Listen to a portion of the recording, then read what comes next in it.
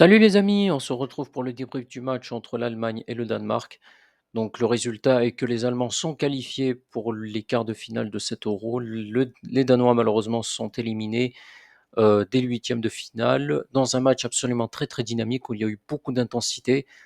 Un match malheureusement qui a été interrompu à la 37e minute et pendant 30 minutes maximum à cause de conditions climatiques pardon, très très compliquées avec de fortes pluies et surtout des orages.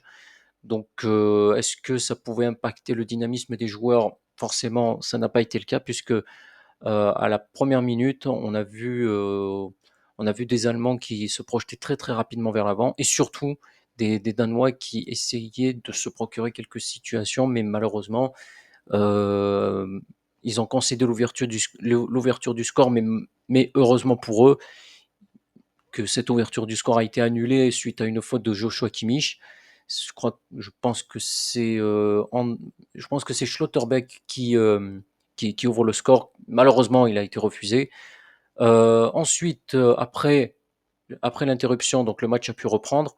Là où il s'était arrêté, c'est-à-dire à la 37e minute, et c'est malheureusement Joachim Andersen qui ouvre le score en deuxième mi-temps euh, pour les Danois. Mais malheureusement, ce but a été refusé pour un hors-jeu signalé. Et l'ouverture du score, c'est donc les Allemands qui l'obtiennent à cause d'une faute de ce même Joachim Andersen, qui malheureusement est malheureux sur ce match, car c'est lui qui marque le but refusé et c'est lui qui concède le penalty sur une main, presque logique, hein. Il augmente sa surface corporelle, donc forcément, il n'y a pas de discussion à avoir. Il y a penalty, même si on pourrait être un peu plus indulgent, on pourrait se dire qu'il pouvait rien faire. Mais vu que la main, elle est là, la main, on la voit très clairement. Donc voilà, il n'y a rien à dire. Il y a penalty pour les Allemands. Donc Kai Havertz ouvre le score à la 53e minute. Et c'est Jamal Musiala à la 68e minute qui clôture la victoire des Allemands, 2 buts à 0. Mais on va se le dire clairement, les Danois ont essayé de faire des choses. Ils ont essayé de déstabiliser les Allemands. Mais malheureusement, ils ont pas pu concrétiser le peu d'occasions qu'ils ont eues. Oui, ils ont pas pu concrétiser les occasions, tout simplement parce qu'en face, il y avait un grand Manuel Neuer. De même côté, Kasper Schmeichel qui a ralenti, enfin, qui a freiné, on va dire la valise, puisqu'ils auraient pu se prendre bien plus de buts que ça.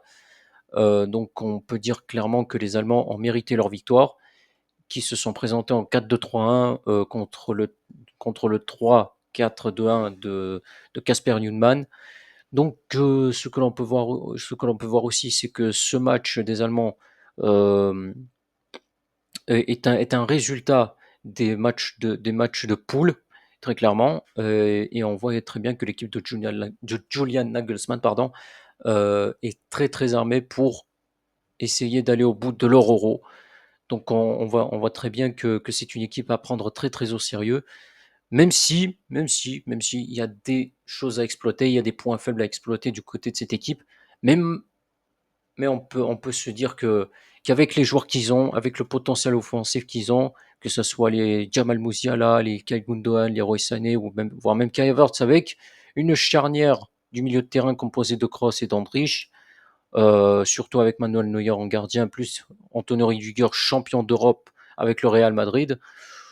Donc on peut se le dire clairement, c'est une équipe vraiment à prendre au sérieux et c'est une équipe à suivre pendant cet Euro, qui est leur Euro, tout simplement, étant donné qu'ils jouent à domicile.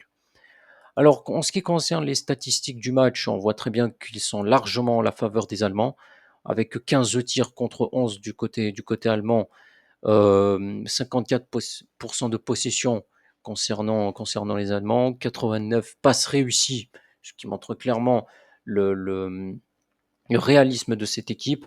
Ce qui est important à retenir aussi, c'est le nombre de tacles, le nombre de fautes aussi. Il y a eu 17 fautes enfin tacles, 17 tacles pour les Danois, ce qui montre clairement qu'ils étaient en difficulté sur ce match-là. Euh, donc si on analyse le momentum, on peut se rendre compte que c'est largement l'avantage des Allemands, même si les Danois ils ont essayé d'être un peu plus dynamiques. mais malheureusement, les Allemands ont été beaucoup plus forts que les Danois.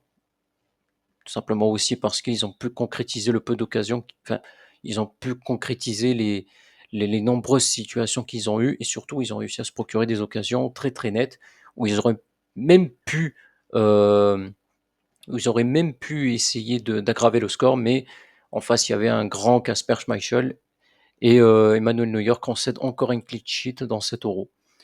Donc voilà pour ce petit débrief, j'espère qu'il vous a plu. Si c'est le cas, n'oubliez pas de commenter, de liker, de partager, surtout de vous abonner pour ne pas rater les vidéos. Sur ce, je vous retrouve, demain pour les autres huitièmes de finale. Sur ce, je vous laisse. Salut à tous!